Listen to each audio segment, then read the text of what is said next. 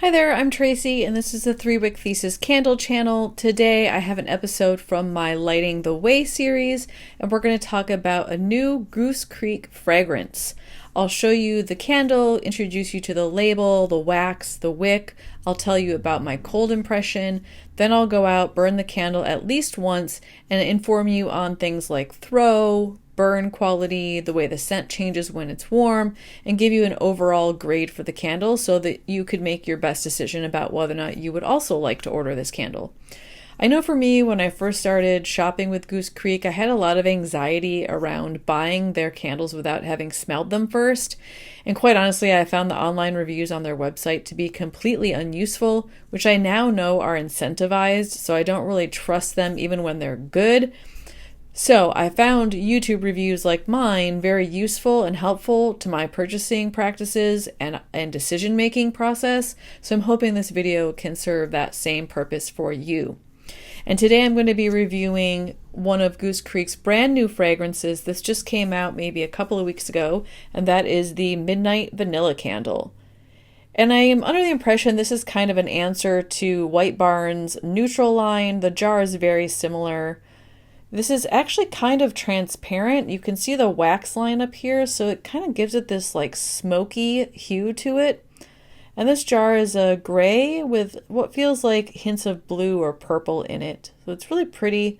Definitely, I feel like fits the theme of the Midnight Vanilla. I will say that my jar came with some scratches on the lid, which was pretty disappointing. If I were gifting this, I would have had to either switch out the lid, which I don't like to do because the lids usually smell like the scent they came with, or I would have had to have asked for a replacement. Just kind of generally disappointed. That's rare. I don't have that happen a lot with Goose Creek, but I was a bit surprised to get a brand new candle, brand new fragrance with a lid that's just kind of scratched up pretty bad. I saw this candle when it came out, and I was pretty excited about the scent notes. The scent notes for Midnight Vanilla are golden tobacco, rich cocoa, and smooth vanilla. And I thought if it's called Midnight Vanilla, it's going to have a vanilla forward scent to it. And then I sniffed it, and it's not quite what I was expecting. So I want to share with you the cold impression. I haven't burned it yet, so I'm excited to see maybe how that evolves. On cold, I feel like the tobacco note is definitely first and foremost, and the tobacco is kind of interesting. It comes through it almost feels like a pumpkin spice. There's like a bit of like warm cinnamon and cloviness to it. And maybe like a hint of what feels like cardamom. In general, it doesn't feel authentically tobacco to me on cold. I'm hoping that changes when it's actually warmed. I generally like tobacco scents. I really like DW's pipe tobacco candle. I was expecting this to be a little bit more floral or more fruity. Tobaccos can have a lot of those scent notes in it, and this is just kind of a warm spice smell. And on cold, I get the cocoa. It's definitely a cocoa scent. It's not like a milk chocolate or a dark chocolate or like a cacao bean. You get the richness of like a cocoa powder. So it kind of smells like if you're baking and you open up your container of cocoa powder and stick your nose in there, it smells like this. And the vanilla is really subtle. It's kind of more of an earthy, but also feels a bit extracty. But definitely not front and forward and centered as the main scent. In fact, I feel like the Midnight Vanilla is a little bit misleading. I'll come back to that when I give you the rubric. I feel like this should be like a tobacco, clearly labeled a tobacco scent. It's not, I don't consider this a vanilla candle. At least not on cold. We'll see if that comes out when it's warmed. The wax on this is white, and it is a pretty bright white. And then the wicks are the kind of thinner, stiffer wicks. Those are the ones that usually burn relatively hot and have a tendency to dud out in the middle of the candle. When this review is done, I won't be halfway through yet, so I probably won't have a really strong idea of how the wicks are going to last in terms of the life of the candle. But when I empty this one, it will show up in a future empties video, and I'll be sure to update you on how it survived past the halfway point when a lot of these candles tend to dud out. Okay, so I'm going to go light this up and I'm going to burn it at least once, get some video of it glowing so you know what the jar looks like, and have a better impression of things like throw and burn quality, and I will come back right after the cut.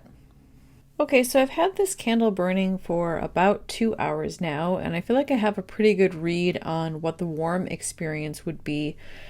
I feel like that spice note is definitely still there. I every once in a while will get a whiff of it and feel like I'm smelling like a pumpkin spice or some sort of fall spice combo. It's almost like a clove, cinnamon, cardamom. It's not those things, but it just hits right next to it. I think that is a tobacco scent, but it's not one that I necessarily prefer. I did burn my DW warm tobacco pipe candle in my bathroom with the door shut just so I could do a comparison.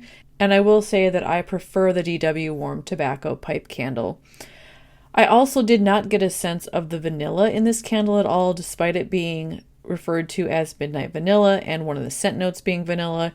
It's just not present for me. I do have a candle by Swan Creek Candle Co. that is a whiskey and sweet tobacco scent.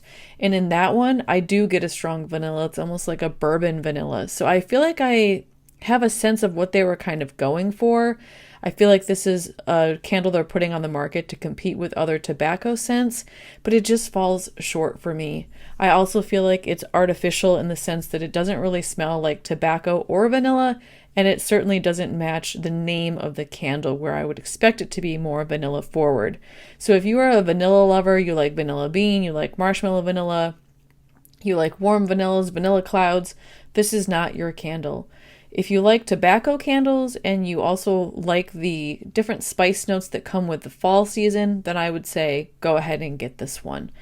On my candle performance rubric, I went ahead and gave this a C in terms of scent quality. And that's just because I feel like it's a little bit inauthentic and doesn't represent its name. In terms of throw, I was also a little bit disappointed. It did fill my smaller room after about an hour and a half, but even though it filled the space, it was also a little bit elusive. And what I mean by that is when I was sitting right next to it, I felt like I couldn't smell it. It's almost like I had gone blind to it. But if I got up and left the room and came back in, I could smell it. Or if I got up and walked around, for example, I walked to my printer and I could smell it in that corner. This is common with tobacco candles. I do feel like the DW one is the same way, so it might be something about the scent notes that are in it, but in general, I felt like the throw was not very strong. I moved it down into my open concept space and tried to see how much it could compete in that area, and it failed pretty miserably. It did not fill the open concept space, and I could barely smell it, and what I could smelled more like a cinnamon candle than it did tobacco or vanilla. So I wouldn't recommend buying this for an open concept space. I think it's okay for a small space, just know that it's going to be very subtle. For that reason, I assign this candle a C on the candle performance rubric. In terms of burn quality, I feel like it burned really well. It pooled within about an hour. It does burn pretty hot. The flames did get pretty high. With that said, I didn't see a lot of sooting and I didn't see a lot of residue in the wax pool. I also feel like the wicks had appropriate sized carbon heads for the amount of time I was burning. I think in general this will be a clean burn. Might want to keep an eye on it if you plan to light it for longer than 2 hours. But at any rate, I would still give it an A in terms of burn quality, at least with these first several burns. I don't know what it will do in the middle, but for now I'm going to give it an A. In terms of aesthetic design, I normally give White Barn's neutral candles C's just because they're all kind of the same. They feel unoriginal. They're functional but not special. They're kind of basic. And I bumped this one up to a B just because I do like the way the glass is frosted and creates a sort of transparent glow with the flame, which is different from the White Barn neutrals. So I want to give them a little bit of credit for distinguishing themselves from that style. But at the same time, I also don't feel like this is very unique. All of the candles in this line have the same type of jar, they're just different colors. So the design is pleasing. I think it's got some uniqueness to it compared to other jars from other companies, and it's still good decor, but I feel like it could be a little bit more original. In conclusion, I would assign this a 2.75 GPA, which is a pretty solid B-. Honestly, I think that's being fair. I don't think I'm going to keep this one. It's really rare for me to return a candle that I've burned, but I'm just not impressed, and maybe it's just not for me, but I feel like there's better tobacco candles on the market, and I was really excited about this thinking there would be a vanilla note. So I'll probably return this to Goose Creek and just get a gift card that I can use on a different candle.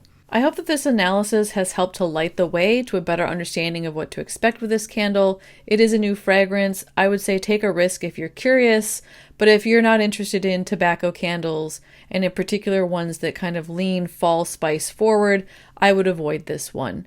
If you have any questions about the candle, feel free to post a comment in the description below, and make sure that you give me a thumbs up if you appreciate this review, and also if you haven't already, make sure you subscribe to my channel so that you can see more of these review videos as they are released. Thanks so much for watching. Have a good night.